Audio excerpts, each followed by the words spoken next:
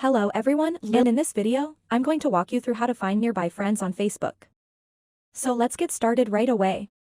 First of all, open up your Facebook app over here, and I'll walk you through basically two methods for finding Facebook friends near you. So let's go ahead and press on the three lines on the right-hand side of the screen here, and then scroll down a little bit and click on the button that shows nearby friends. In some instances, you might have to scroll down and tap on See More, and then Nearby Friends button will appear. So, if you click on it, then it will show you every one of your friends and their locations, and also, you can zoom into your area and see a variety of people in your area as well as approximately where they might be, so you can see which friends are near you. However, this is only for your existing friends. And if you just want to make new friends in your location, go back out of here, and if you press the Marketplace button, you can now see right here, you can click on it and then just pick anywhere you want. So let's just let Facebook suggest us and then select Apply.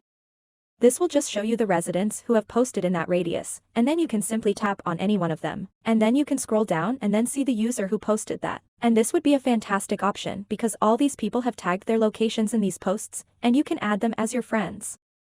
Please let us know if you have any questions in the comments section below, and don't forget to subscribe.